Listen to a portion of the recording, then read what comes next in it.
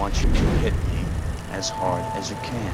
Hey everybody, we're back with another video review, and this time we're taking a look at the highly anticipated next installment in the MCU, Doctor Strange in the Multiverse of Madness. Now, in this one, America Chavez, played by Xochitl Gomez, has the power to travel through the multiverse, with the catch being that she's unable to control this power. She's being hunted by an evil force that wants to harness this power and goes to Doctor Strange, once again played by Benedict Cumberbatch, for help. However, other versions of Strange from throughout the multiverse have tried and failed to protect her. So, what will make this one different? Now, Doctor Strange in the Multiverse of Madness comes hot on the heels of one of the biggest, most popular Marvel movies ever, Spider-Man No Way Home.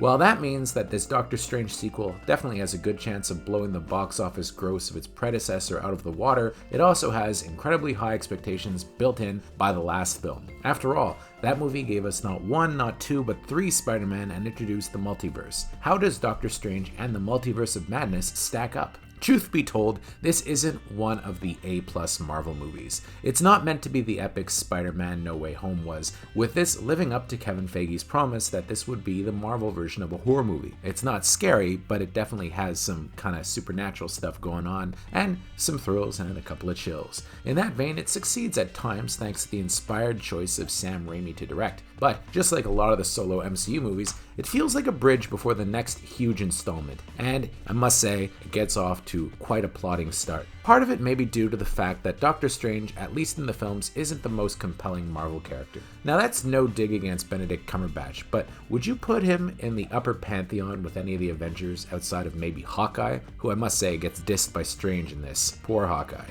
The thing is, Doctor Strange is second tier, which is perhaps why Elizabeth Olsen's Scarlet Witch has a pumped up role, with her basically the next lead. However, her role in this is intriguing and even surprising to a casual MCU fan such as myself. The trailers have done an excellent job not spoiling her role completely, so I'm not going to dig into it too much. Suffice to say, it plays off the end of WandaVision pretty well, and if you've yet to see that limited series, well, you should definitely binge it before giving this a watch. There's good continuity between the two, and Olsen builds on the promise of that series to make Wanda, or rather Scarlet Witch, a far more memorable character than she ever was when she was one of the Avengers. For his part, Cumberbatch seems to be having a good old time as Strange, and especially seems into some of the more ghoulish twists, such as a third act surprise that's pure Sam Raimi. Yet the character still fares best in the supporting capacity, such as in Avengers Infinity War or Spider-Man No Way Home. Rachel McAdams has a nicely beefed up role as the many versions of Doctor Strange's true love Christine, while Benedict, Wong, and Chiwetel Ejiofor return as Wong and Carl Moldo, respectively. I also liked America Chavez, but there's not a heck of a lot done with her character beyond just being kind of a device for Doctor Strange's heroics. As far as Raimi's contributions go, I've always said that Thor Ragnarok felt like 70% Unleashed Taika Waititi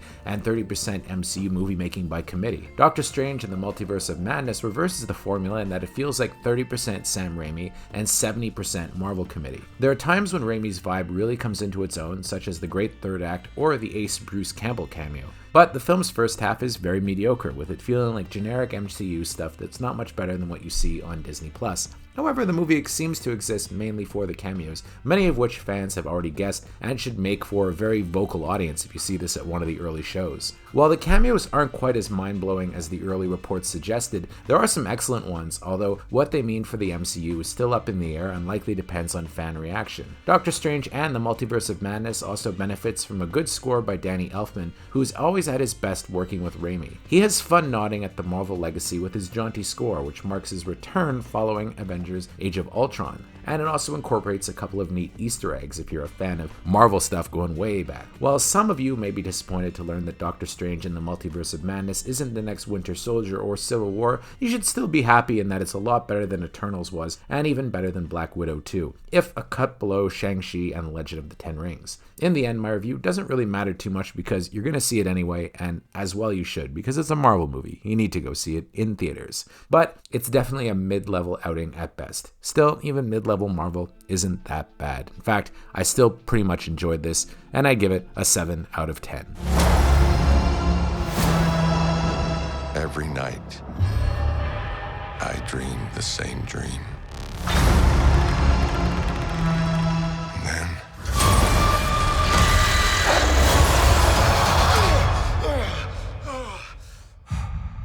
the nightmare begins.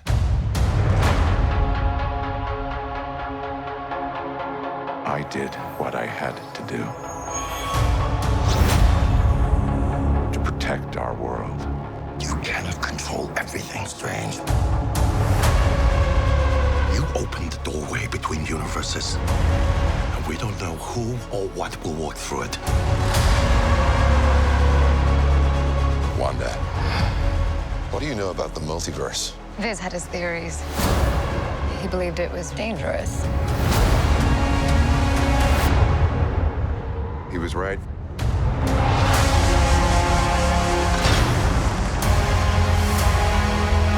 I'm sorry, Stephen. Your desecration of reality will not go unpunished.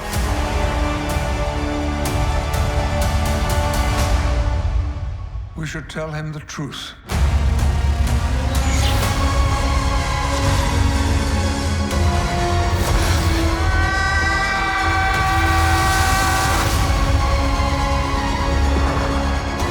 Things just got out of hand.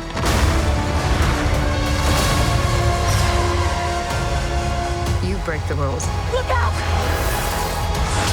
And become a hero. I do it, I become the enemy.